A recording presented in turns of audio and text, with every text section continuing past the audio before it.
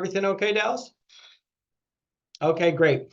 Okay, so welcome to everybody. My name is Mike Nazareth. I'm sure you've received a lot of messages from me. I might have met some of you in the past, and I'd like to thank you all for taking time today to learn more about University of Florida. I know your time is very valuable and you have a lot of options. So we're really delighted that you wanted to spend some time today to consider applying to University of Florida for our master's or PhD degrees. So we have a great program for you today, and we're going to keep things moving along. The goal is to try to wrap everything up within 1 hour.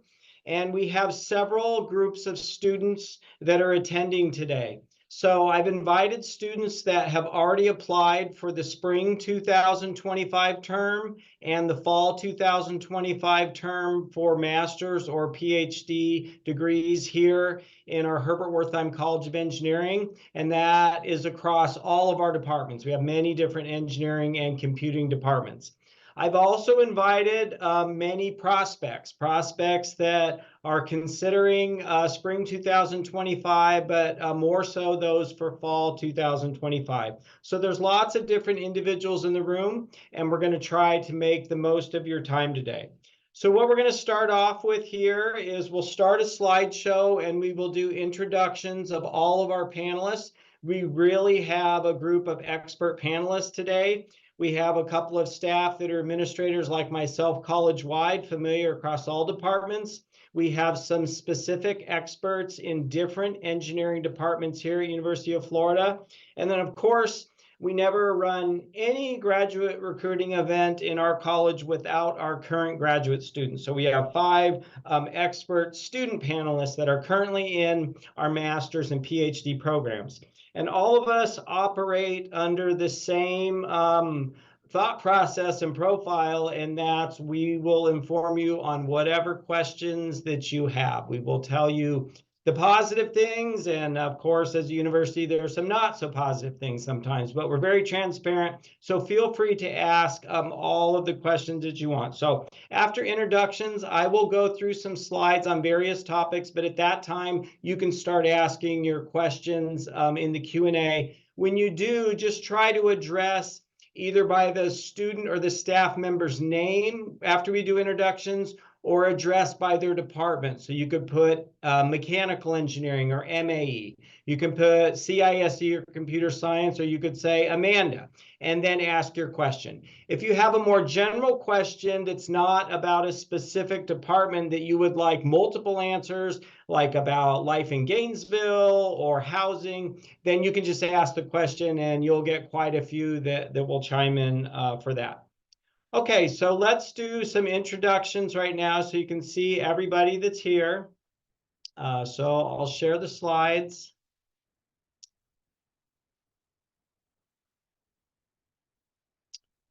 Okay, can everyone see the slides okay?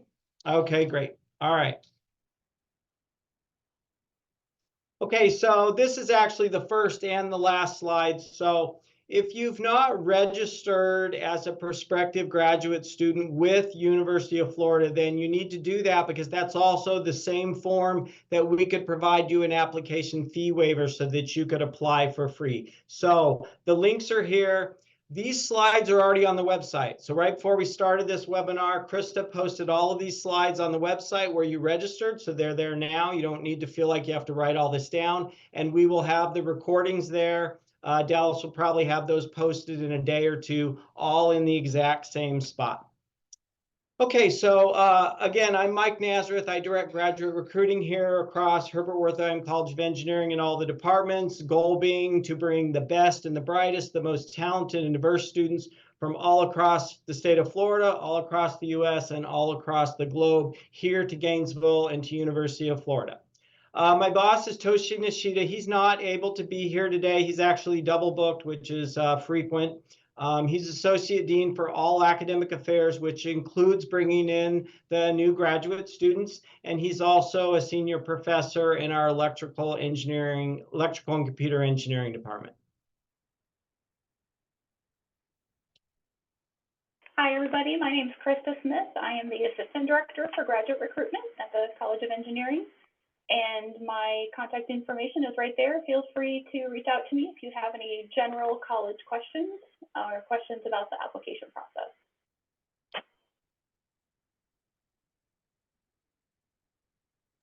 Okay, hello everyone. My name is Ade. I am the graduate advisor at the Biomedical Engineering Department. So if you have any questions about the BME department, application process, status of your application, you want to learn about the program, feel free to reach out to me. Thank you. Hello, my name is Paula Jones. I'm the Academic Program Specialist for ESSE, which has the Civil, Coastal, and Environmental Engineering Sciences programs.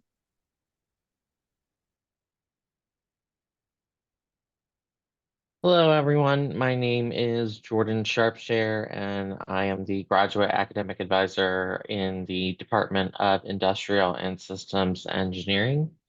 And you can direct any questions during the webinar to myself, and we're also reachable via the email on the slides you see there.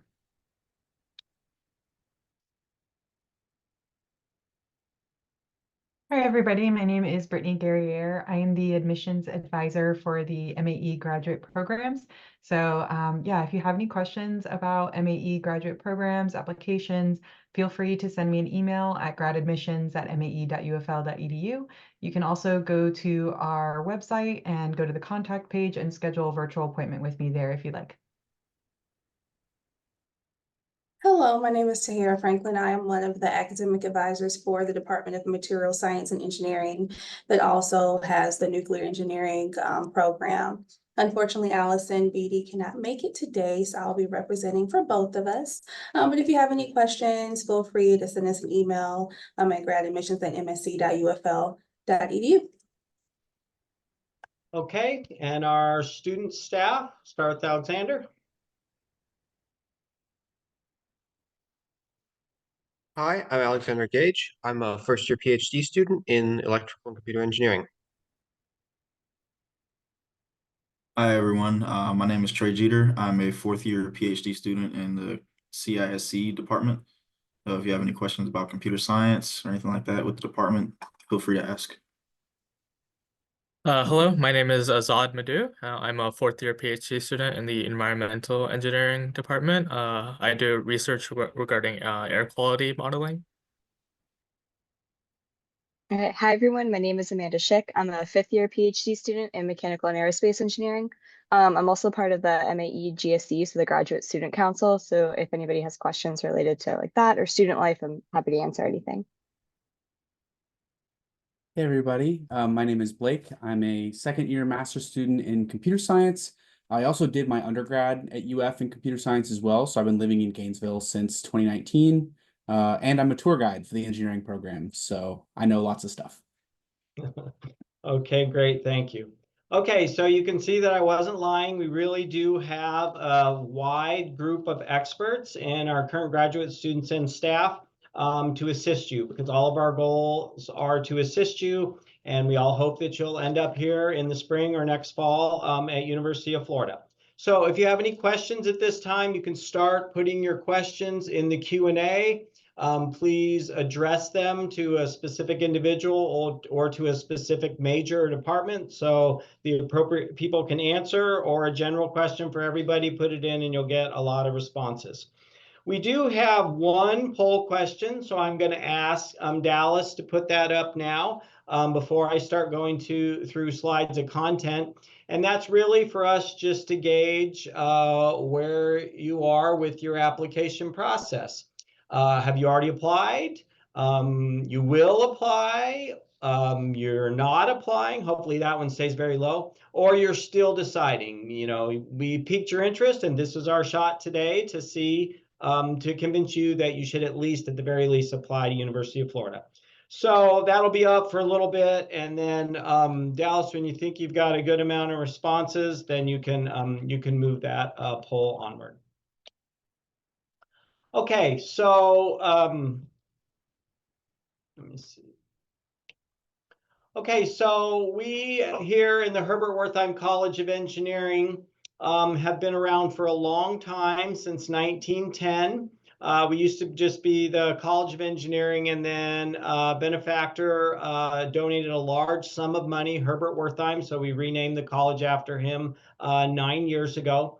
We are one of the largest engineering colleges in the United States. You can see we have over 11,000 students, which is actually 19%, almost 20% of University of Florida. And a good percentage of those are graduate students. So we have over 3,000 graduate engineering students, and then we have a large contingency, of course, of undergraduate students. So this is a big part of what we do here. We have majors across every area. So if you come to University of Florida, it's not just a small piece of the campus. We have 19 or 20 different colleges here at University of Florida, and engineering is represented quite well. I did have a slide here, but I'm not sure. I must have mistaken it or something. But our slide on University of Florida is we are one of the largest public universities in all of the United States. We have 60,000, over 60,000 students, and we've been around more than 150 years. So it's a very large enterprise. It's kind of like a 10 by 10 block radius, and it's just completely full of the entire campus buildings, social buildings, a little bit of some of the buildings for the city. We have a lake right in the middle, Lake Alice, etc. And you'll see some pictures on that as we go along. These are all of the areas that you can go into here at University of Florida. And more students are not just taking classes in their own discipline. They certainly specialize and will have a majority of them, but they collaborate with students in other majors and across departments. So that can happen tremendously here. We offer a master's and PhD in all of these disciplines. I think we have virtually every area of engineering except for petroleum engineering, but even facets of that exist in our environmental engineering sciences program and in our chemical engineering program. So we have quite a bit of areas. And then you can see a few there which are very specific to PhD or to master's. We also have all of the divisions of computing which exist in our College of Engineering. So years ago, those were separate colleges across the United States, but we've long since integrated that. So you will find all areas of computer engineering, computer science, the newer areas of artificial intelligence, cybersecurity, and applied data science. Those are all embedded within our same college here at University of Florida. We do really well in rankings, and there's actually more and more rankings that come out every year now. And so what I like to tell prospective students is really don't focus on any one of them. Every university in the country is probably ranked in some area or multiple areas. What I like to say is really look across the breadth of all of them.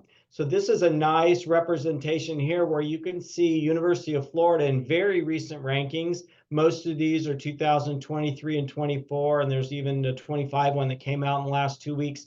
We're in the top 5, most certainly in the top 10. So we span rankings in high quality academics, so you're really receiving a good product, a good education, to most economic from Money Magazine. We're one of the most economic. Our tuition has not gone up in probably 10 years. And so compared to some institutions where the tuition rises every single year. And so we really do quite well in these. And we're proud. This has been an effort over the decades here at Florida to move up in rankings. So going along with that is just how much we span on this campus. So when I say that we're about 20% of the student body here at University of Florida, we're similar for buildings. This chart here is actually a little bit old because we built two new state-of-the-art engineering buildings in the last 3 to 4 years.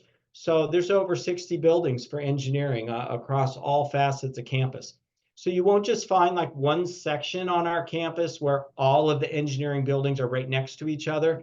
You'll find it spread out all over campus, and you could have classes or labs in multiple different areas. So you'll get a nice opportunity to be around the campus here in Gainesville. Our newest buildings, after Herbert Wertheim gave a large donation, of course, he also gets a building named after him. So it's the Herbert Wertheim Laboratory for Engineering Excellence. And this is kind of defined by the new approach, much different than when I graduated, 1992, so many moons ago. The way things are now is so much more collaborative. So for example, this building right here will have spaces for undergrads and for grads. It will have office spaces for both. Faculty will also have some offices in there. It will have classroom space for both in the same building. It will have lab space for both. And then it will have collaborative spaces where all sorts of students across departments get together. And for our engineering teams, like we have the solar car team and the concrete canoe and the race car team and all of these different things. So there's spaces, all of those intermixed, rather than just having the building be just for computer science engineering majors or just for biomedical engineering science majors. So this is the new focus of the buildings that are taking place on our campus. And the latest building, which we're all just absolutely super proud of, is probably the most state-of-the-art technological building in the entire country. It just opened about a year ago, but really it only opened for classes in January of 2024. So we're only into our second term here with it. And this is the Malachowski Hall for Data Science and Technology. And this building houses multiple areas. It is now the home of the Computer and Information Sciences and Engineering Department. It is now the home of Electrical and Computer Engineering Department. It's the home of multiple institutes. There's a floor in here for the College of Pharmacy. There's a floor in here for the College of Medicine. There's another floor that has courses from a couple of other colleges, not dedicated to just one. But again, this is the new nature of our classrooms and our buildings. And this was all made possible from another large donation from an alumni, Malachowski. And he's actually a former graduate here at University of Florida and up in the administrative ranks of NVIDIA. So the donation also provided for one of the fastest supercomputers in all of higher education. In fact, since that time, we've kind of renamed ourselves as the AI University for Artificial Intelligence. And so that's not just in our computing majors. That's being spread across every major, every college on our entire campus. So I'm not sure if it's fully integrated in that right now, but this has been going on for 2 or 3 years. So I would say at least 3/4 of our majors on campus have some sort of AI initiative. And so going along with that, every graduate student would need to use the power of these supercomputers for your research and in your courses and in your projects. So know that we have one of the most state-of-the-art in this entire country here now. And that's very important for us to maintain that as we're moving forward. So that's kind of some overall information about University of Florida, especially for some of those who are, logging in today and you're from another part of the country or another institution, not in Florida, not really familiar.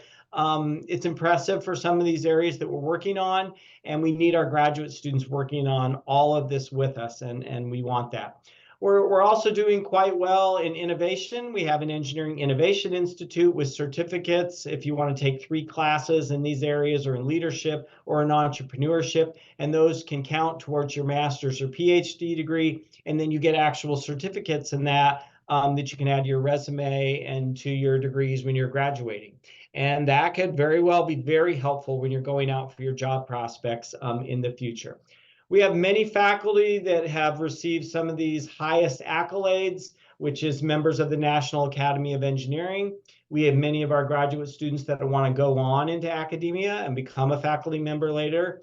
And we have a large network of alumni, more than 60,000. So you wouldn't be among the first to come here to Florida. You would know that there's a very large community here and across the US and across the globe.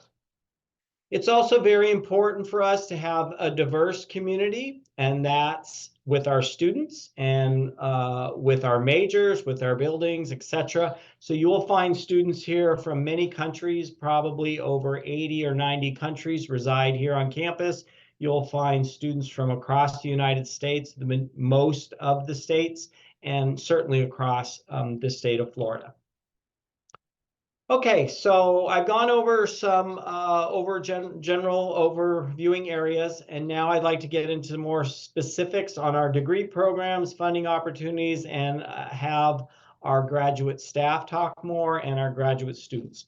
So I'll talk just a little bit about the master's programs, and then I'm going to let some of our panelists talk, and then I'm going to turn the slides over and let Krista present some slides as well.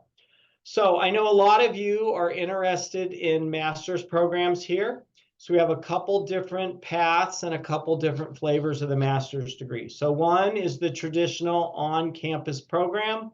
That is usually 4 semesters. We have 16-week semesters. Here it's the fall semester and the spring semester.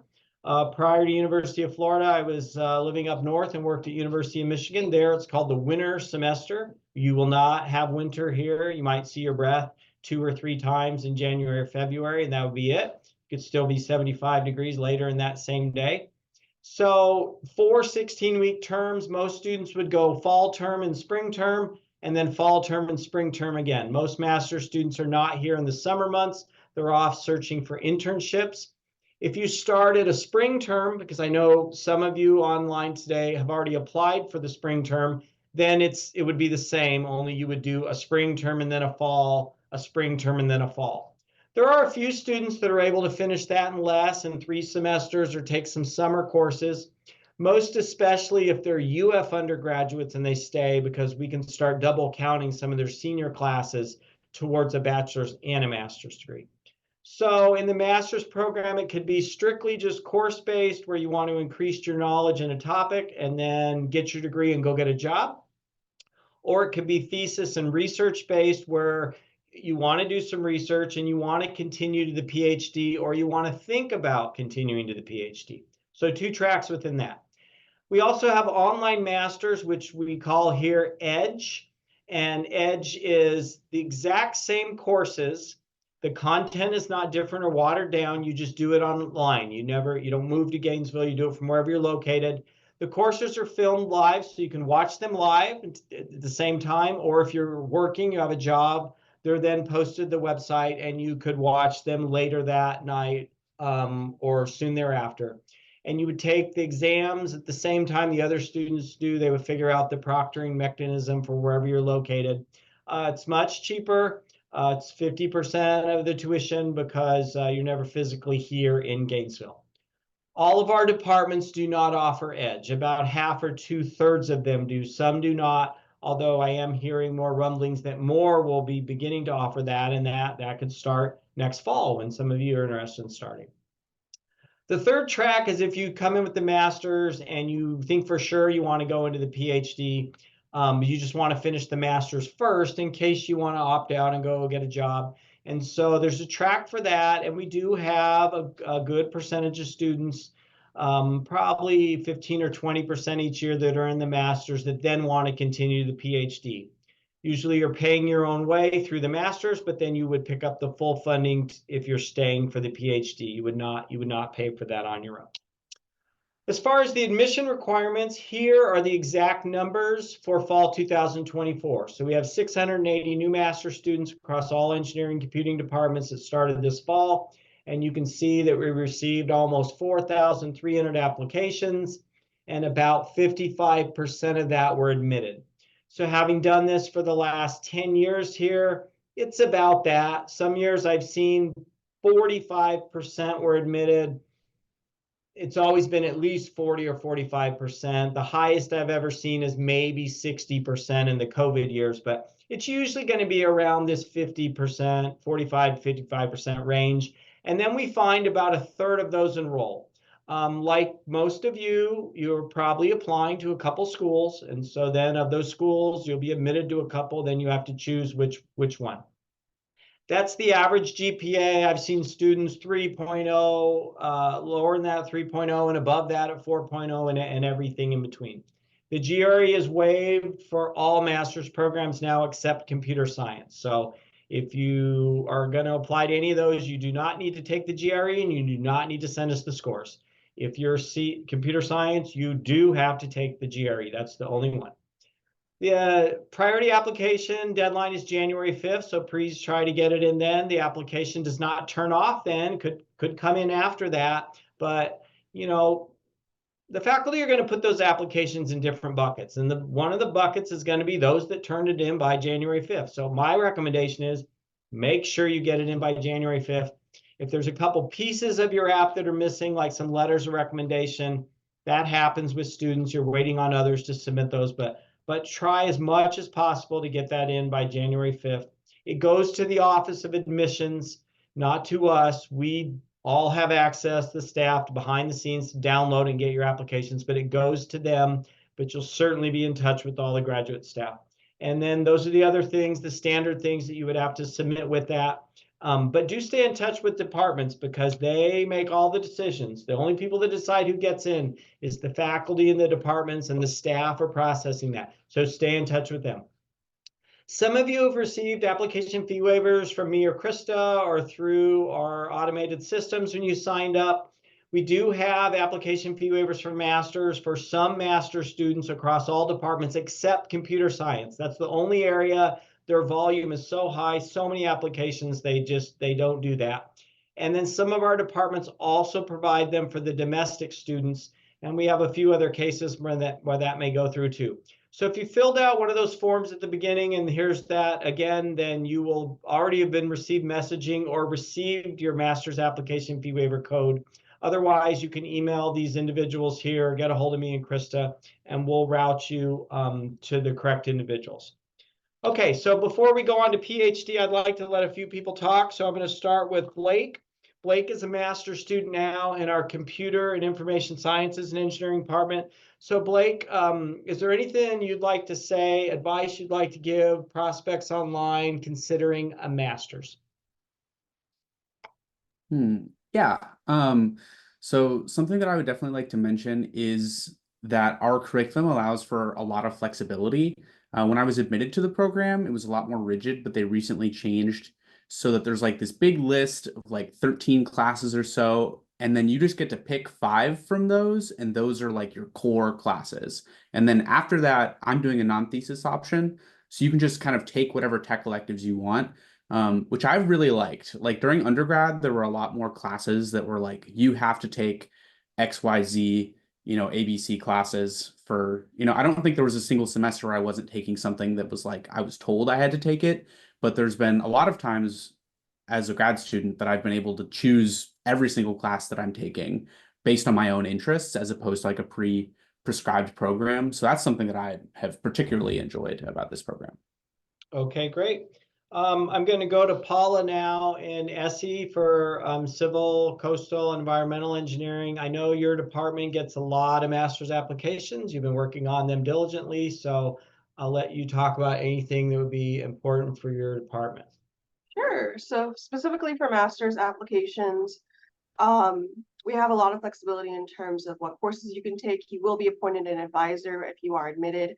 So you'll work with them and they will help you and guide you on what necessary courses you need to take to make the credit requirements and major requirements and things of that nature. But you can expect a lot of flexibility in choosing your coursework. I will say that most students are non-thesis for the master's. There's no guarantee that you will be a thesis student. That's kind of up to your advisor if you are admitted again. The way how our department works, our school works, is that you are admitted and then you're admitted into a specific area. And so please keep that in mind when you're applying. So if you're applying for civil engineering, please make sure to specify the specialization when you're applying. Regarding just quickly the EDGE program, for SC, we only offer the EDGE program for civil engineering and for environmental engineering sciences. So please keep that in mind. We don't offer EDGE for coastal at this time. Okay, I'm going to call on one more staff, Brittany in mechanical and aerospace engineering. Then we're going to move on. Krista will talk about PhD. So Brittany, anything pertinent for your area? Yeah, so we are one of the departments that offers our EDGE online program.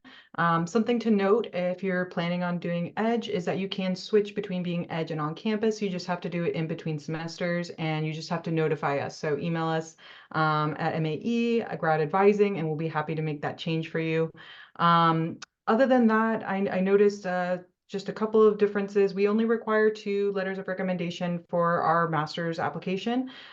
We also do not require the GRE. And again, as I said, if you have any additional questions, I'm more than happy to meet with you. You can always email me at gradadmissions@mae.ufl.edu. If you go to our website, the MAE website, and go to the graduate contact us page, you'll see a link to schedule a virtual appointment if you'd like to come in and meet with me there. And yeah, I'm just so happy to have you all here. Okay, great. All right, let's move on to PhD. Krista, you're up. All right, thanks, Mike. Hi again, everyone. I'm gonna start talking about our PhD degrees and what we offer to those of you who are interested in diving into that time commitment. And speaking of time commitment, so time to degree for a PhD, if you are directly coming from a bachelor's degree. So essentially you're getting a master's degree and continuing with your research after that. That averages across departments about 4.5 to 5 years. And then if you are coming in with a prior master's degree, in theory, that time to degree is going to be a little bit shorter, right? So that comes with a caveat of research, and everyone knows how the nature of research goes. If things go well, it could be on the lower end of the time range, 3 years, 2.5 years. If your project takes a little bit longer, it could be longer than that, right? So there's no guarantee of how long your degree is going to take you. It's very individual and dependent on what your project is. There's a couple different ways that UF accepts transfer credits. And the best place to start for this is with your individual departments and your grad advising staff and admissions staff. But the graduate school, will accept a block transfer of MS degree credits, or your department may choose to do an individual review of your courses and decide which ones they will accept for transfer. So it always starts with the department, and then the department will recommend to the graduate school what they will accept for transfer. And speaking as a prior advisor, in my experience, usually the graduate school will go along with whatever the department recommends, as long as there's a few requirements. The courses have to be a grade of B or better, and they have to be not graded pass-fail. So if you have satisfactory, unsatisfactory, or pass-fail courses on your transcript, those would not be eligible for transfer. And then if you are a US student in a master's program and continuing on for a PhD, you may have a head start. Depends on if you're continuing in the same lab or the same type of project, or if you switch areas of research focus. But typically that averages about 3 to 4 years.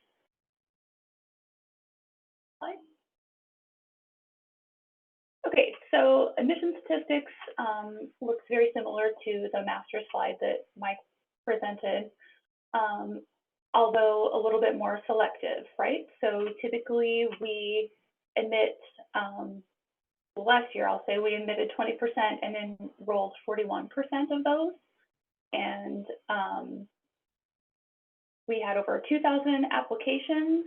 So that is a very selective, we're a very selective college.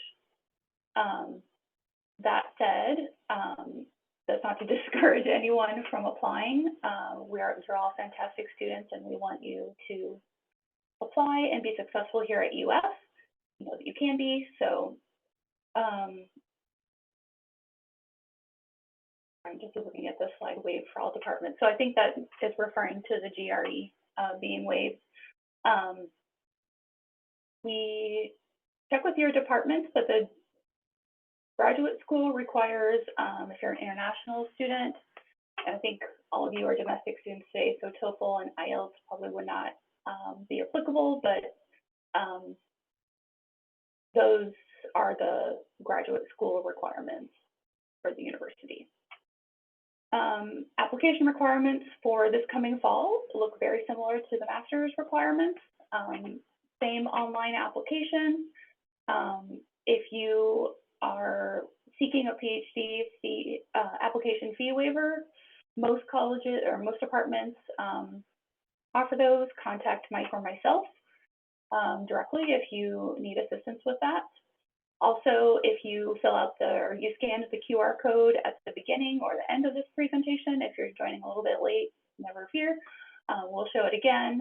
That will also lead you to fee waiver information. And international fee waiver, oh wait, can we go back one? Sorry. Thank you. Again, these are all very similar to master's requirements. GRE is waived for all departments, including CISE, so that is one difference. And I just wanted to highlight that second to last bullet.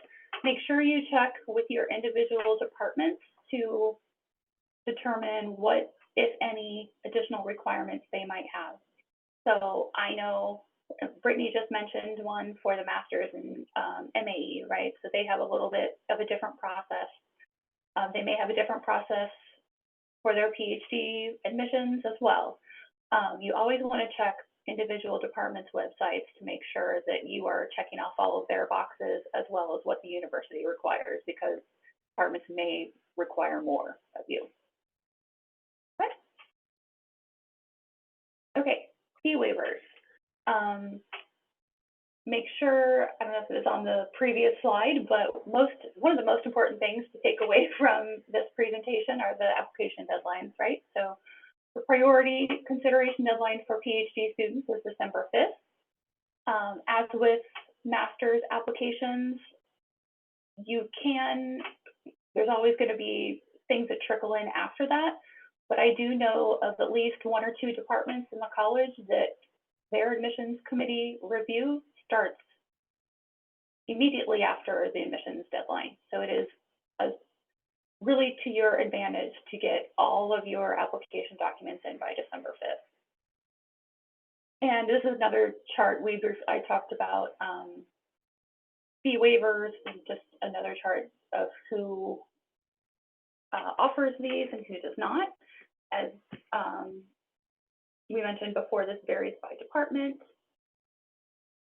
And I think we can go to the next slide.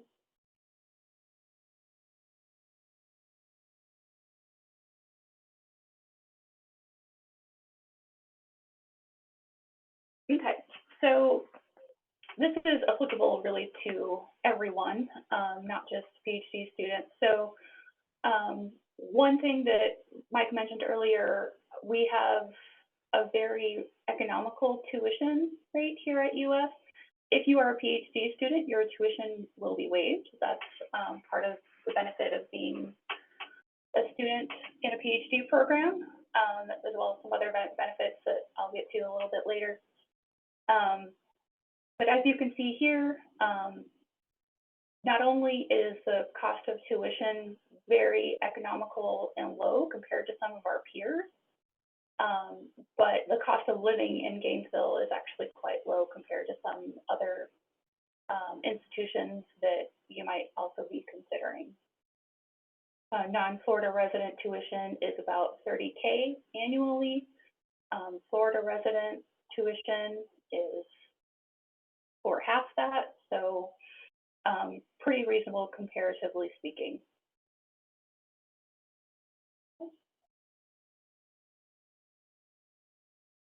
Okay, so funding. This is the slide I was just talking about. So for master students, going back a little bit, I will say many master's programs are self-funded, but we do have what we call the Academic Achievement Award, which is a $1,500 award for 3 semesters for non-Florida residents to help offset the cost of non-Florida resident tuition.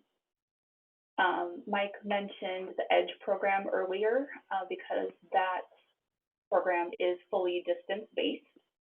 The tuition is significantly discounted because you are not going to be on campus, and there are certain things that tuition covers that wouldn't be applicable to EDGE students. The only thing is it just cannot be combined with that academic achievement award. For PhD students, as I mentioned,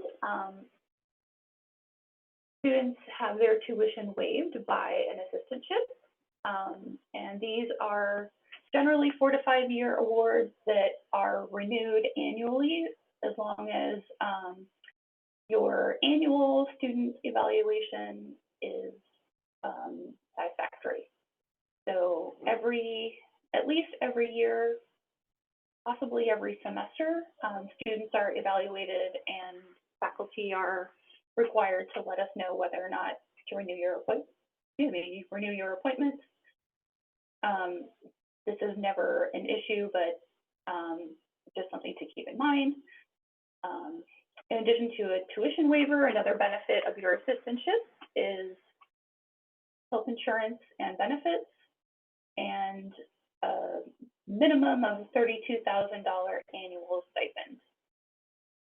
In addition to assistantships, some students may have external fellowships such as National Science Foundation, GRFP, National Institutes of Health, traineeships.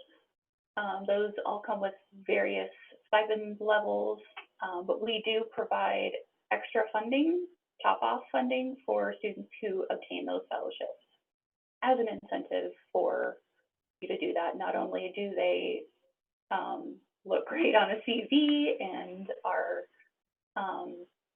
highly regarded amongst the academic community, but they also are a financial benefit as well.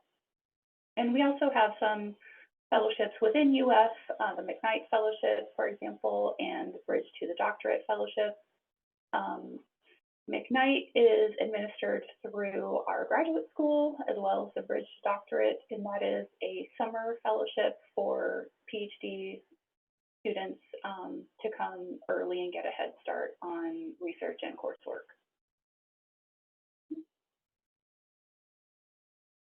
Another thing that we pride ourselves at UF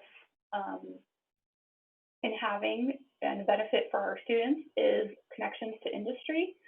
And the way we facilitate those connections is through a lot of different ways.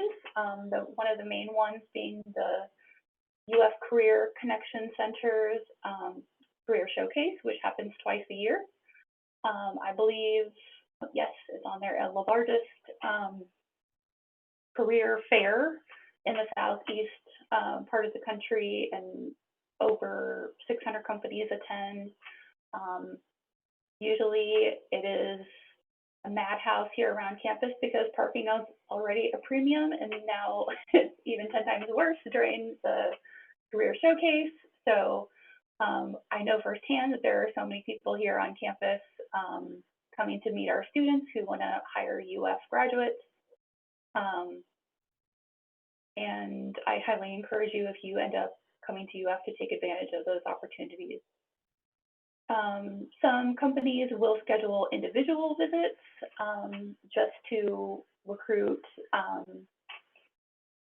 in a more targeted fashion, and those happen at various times of the year. Check with your departments on when those might occur. Be on the lookout and email for those. Through the career fair that the Connection Center holds, they will help you with jobs, internships, resume building and revision, practicing your interview skills. We even have a career closet where you can borrow clothes if you need professional attire for an interview. That is all complimentary, free to students as a benefit of being a UF student. And then some of our departments also have specific events. Sorry, Mike.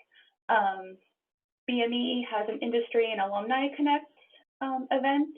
So the Biomedical Engineering Department has their own event for students, as well as CISE, SE has the Evening with Industry event. ISE and MAE both all have events specifically for their students that are exclusive. So lots of opportunities for professional connections. Okay, I saw there was a question, at least one question in the Q&A about housing. So I'll go over this briefly, but I think I would rather have the students talk most about this. So there are on-campus and off-campus opportunities, obviously, for housing for graduate students. We have listed some options here.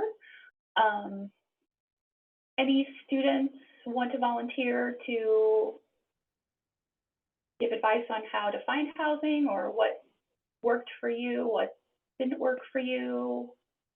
Amanda, you're the first student on my on my screen, so I'm going to No, pick you're on good. you. Yeah, I was actually about to unmute. So I've helped with the Spring Visit, does like a bus housing tour. So if you can come for Spring Visit, I know some people are applying to start in spring, so you'd want to find housing sooner.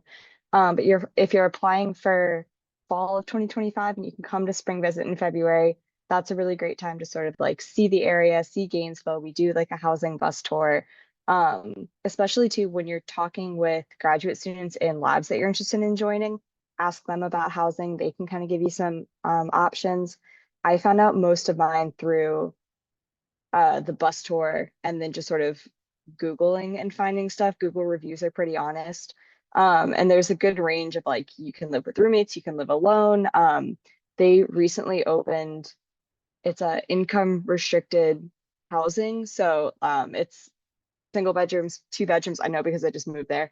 And like graduate students fall into the requirement for that. So you can find like affordable housing, you can find more bougie housing. So there's definitely a lot of options. But talking to people in labs you want to join is a great way to help narrow it down.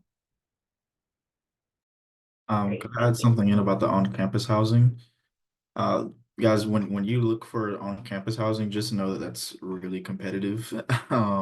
There is usually a wait list, and that wait list is probably like really long, right, even right now in the middle of the semester. So just keep that in mind. And like Amanda said, Googling is gonna help you a lot. Also be aware some places that like once you get to Gainesville, you might not see depending on where you are. Like me personally, from South Carolina, some places that I see around Gainesville now actually didn't pop up on Google like while I was still in South Carolina.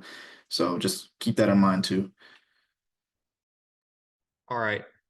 I can speak for the on-campus housing. I believe the waitlist is over a year now. So, as soon as you get accepted, apply, and then you're still probably going to be a wait, but it's a very good deal if you can get it. That's why it's so competitive. I was fortunate in I already lived in Florida, so even after the initial spring tour, I visited again and was able to look around more thoroughly for housing. But yeah, during the spring tour, take the bus tour if you're not local, or within reasonable distance to Gainesville, and you can find some places there. Look around and ask students. The Continuum is the one that the UF recommends, but I find it to be pretty expensive. I've never been there, so maybe they have something that justifies the value, but know that that's not the cheapest option, even though that's the one that UF might push you to. Thanks everyone for that feedback. Okay, so life at UF, I will briefly go through this, but I'm also not a student. So those of you who haven't chimed in, I'm going to ask you to chime in as well on this. Starting off with student organizations, if you're looking for something outside of the classroom or the lab to get involved in, there are many, many, many opportunities. Over 900 total student organizations, and we just listed a few here that might be applicable to this particular audience, but this is, of course, by academic interest, right, for the most part. So if you are interested in something that's sports related or cultural related, your favorite book, your favorite movie, there is a club for it, I promise you. So those are just a few examples of things you can get involved in. If you are interested in sports, you have come to the right place. I mean, any big university like UF will have a pretty significant sports scene, but I'm from the Midwest, and it is a completely different situation in the South when you're talking about sports. So if you would like, you can participate in intramural sports. I know in a couple of departments, some of the graduate students have gotten together and formed teams of soccer teams, I think is one, maybe volleyball as well. And they compete with other teams across campus. And then of course, there's Division I sports here. So, you know, Florida football stadium seats like half of the town of Gainesville. So there's plenty of opportunity to see the football team in person if you want to do that. The Exactech Arena is right across the street from the football stadium, and that's where the basketball, volleyball, and gymnastics teams perform. And other sports opportunities, I'm trying to think. Those are the big ones that I can think of right now. Few pictures there that I've shown. If you're into nature, Freshwater Springs is a really cool opportunity to take advantage of.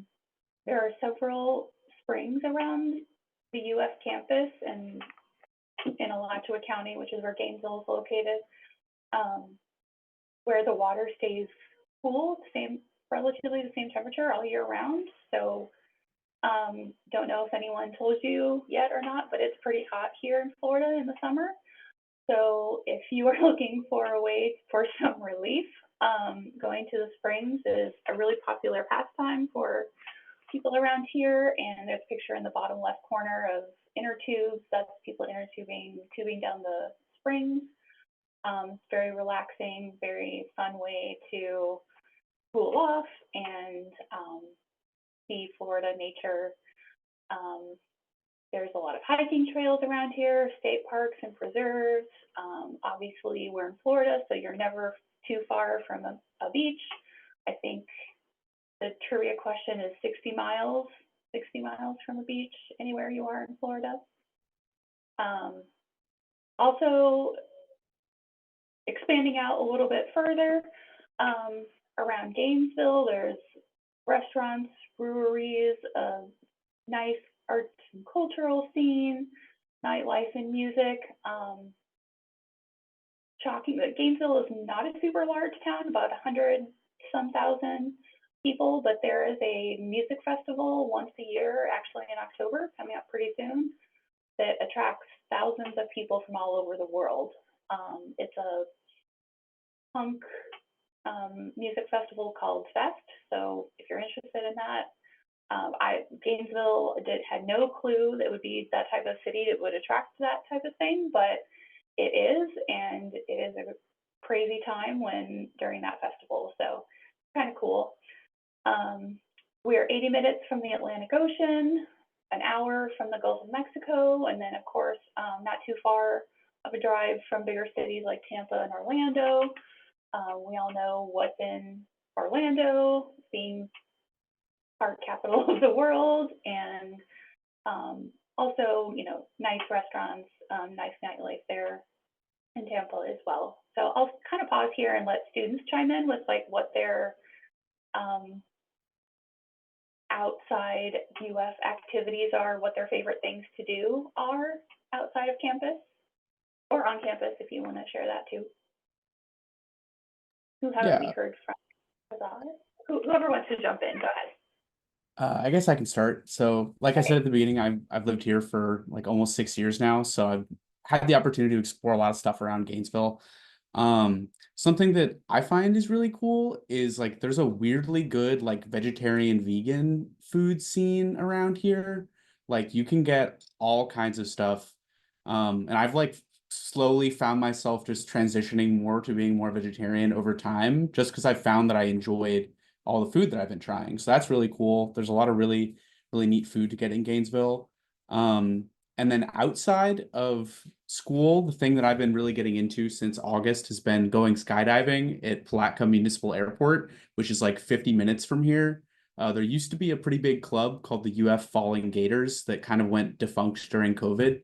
But when I went over there, they were like, "Oh yeah, like you're a UF student, like of course." So it's like apparently a relatively normal thing for UF students to get into.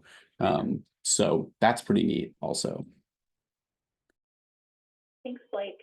Yeah, I actually just took a visitor to lunch today, and it was a friend of mine that I've known for quite some time, and she's like, actually, I'm vegan now. So I was like, okay, where am I going to take her? And I ended up taking her someplace locally to a restaurant that I go to all the time, and they had plenty of vegan options, and I never really paid attention because I wasn't vegan, but that's a great point. There is a great food scene here in Gainesville. Anybody else want to contribute? So I usually, as a PhD student, don't have as much free time as I'd like. There's a lot of things that need to be done in the weekends and evenings with writing. But because of the hurricane canceling school for 2 days last week, I took off the Friday and we went. Me and some friends went up to New York City. We flew out of Jacksonville and went up there for the weekend, our long weekend. Awesome. So yeah, there's multiple opportunities, multiple bigger airports around. Gainesville Airport is a regional airport. Orlando and Jacksonville are the two closest international airports, and I've found you can find pretty reasonable rates out of those places. Oh, let me go back one more slide. Sorry. I know we're getting towards the end, so I'm going to wrap up. So I wanted to go over this slide just as kind of an ending thought to leave you with. Why UF? Why do we think we're awesome? Obviously, we think we're awesome. Why do we want you to think that? What about us sets us apart from everyone else? And I put a bunch of pictures on here, some words, but I think it's just the combination of all of these things. We are first and foremost a world-class research-intensive environment. There is amazing work going on here. We provide unique opportunities for our students, and there's many, many ways for students to get involved. Many awesome opportunities await our students after they leave UF. And some great memories can be made while being here as a student as well, and ways to get involved in the community. And just wanted to leave you with that. We can go to, I think, the last slide. Just to conclude, this is a list of all of the grad staff, including Mike and myself. Martine Angrand is not here. She is actually a staff person with the UF International Center. But if your respective department representative wasn't here today, this is the contact information for them. So like Mike said, these slides are posted online, so no need to write this down or take a picture or anything. It is going to be visible to you on our website. And then again, I mentioned this was going to be our last slide, would show up again. So if you haven't had a chance to scan one of these QR codes, depending on the degree you're interested in, please do that, and you will we'll be able to follow up with you and send you fee waiver information and all of the information about your department of interest. Okay, great. Thank you, Krista. Okay, so we've spent an hour. We've gone over lots of different areas. I hope you found that that's pretty helpful. I'm going to take a second. If there's any areas that some of our grad staff or students want to just highlight that maybe they answered a whole bunch of questions on and they feel like they should reiterate that, or if they think there's something that we missed. So I'll start with some that maybe haven't had a chance to speak. Azad, are you still there? Is there any comments you'd like to make? Yeah, I mean, I just want to speak generally about research, Yep. some of the things that I might have wanted to know. So if you're going to start a PhD program at the beginning, it's always going to be hard. You're going to have a hard time figuring out what exactly you're doing. The biggest thing is going to be you're gonna have this kind of fear of failure.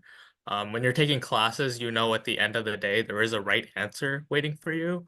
But when you're doing research, you could be working on something for a couple weeks and it just doesn't work out and you learn something, but it feels like it was kind of a waste of time. And then you have to be willing to be able to work through that, and you have to accept that. You go to conferences, make presentations. It's kind of gonna be like social media where you'll only see other people's best stuff. It's gonna feel like you're like the only person struggling to get through your research, but it's like that for everybody. So I think that's important to know when you start. Okay, that's good advice. Thank you. I'm gonna let if Jordan or Tahara are still here, if they want to mention anything. One thing that was mentioned earlier that I just wanted to reiterate, two people mentioned our spring visit. So we do have a spring visit. It's going to be February 20th through the 23rd, 2025. So the third week of February. It's usually Thursday through Sunday. And that's for admitted PhD students. If you're admitted, we will fly you in and pay all costs for you to be here and host you for a couple days. This is for students that reside anywhere in the US. So we have all this on our website and more details. So that is available as another recruiting event. Jordan or Tahara, did you want to have any parting comments? I can do a shameless plug. Something that I want to highlight that's interesting with our department recently is we just recently received the final pieces of what's called the BOD 3, and it's a 3D construction printer. It's one of the largest and most advanced 3D construction printers in the country. And it's originally manufactured in Denmark. It's actually 3 pieces that take up 2 stories, and it is being set up currently in the main home of the College of Engineering Weill Hall in the pit. Yeah, I just heard about that. That's for concrete 3D productions. Correct. Mm-hmm. Yeah, so this is one of the largest ones that's within the US, and that's going to be available through many facets, including graduate student research as they get that going. That's actually just down the hall, and I seen them setting that up. So I'll be curious when that's finally put together here shortly. Tahara, did you have some parting comments as well as Ade? Oh, well, I'll just speak for, you know, our department and our college as a whole. The College of Engineering is great, and there's some cross-disciplinary research that students can participate in. So if you're interested in a program, it doesn't mean that you can't interact with other departments. So like we have some MAE faculty, you know, doing research with some of our students, or chemical engineering. So definitely I would say take a look at each of the department's websites, reach out to the admissions staff. And if you have any questions, we're more than willing to talk to you. Okay, Ade, are you still there? Last but Yes. certainly not least. Okay, thank you. Just really quickly, a lot of people have talked about why to come to UF, why Florida, to talk about great weather, proximity to the beaches, in close areas, and cost of living. One other thing is there is no state taxes, so that's also a good reason to be here. And for BME, anybody that wants to reach out, feel free to reach out to me, grad@bme.ufo.edu. Thank you. Okay, so we've covered a lot of topics today. So thank you all for attending this. You're going to be hearing back from us many times, and now you have a face to put together with the emails and all of the messaging. And you can see we had just a really good batch of experts here, and our staff and our students. And you know that we care because we're all staying here after 6 o'clock on a Tuesday night. Eastern time. So that's how important it is for us to make sure we can help you along in your graduate school decisions. So thanks again. We're going to end the webinar now. This recording will be up in the next day or two. And please, please, please stay in touch with any and all of us throughout this process as you're choosing your preferred graduate school. And we hope that University of Florida rises to the top. So thank you for your time. And Dallas, we everyone. can wrap it up.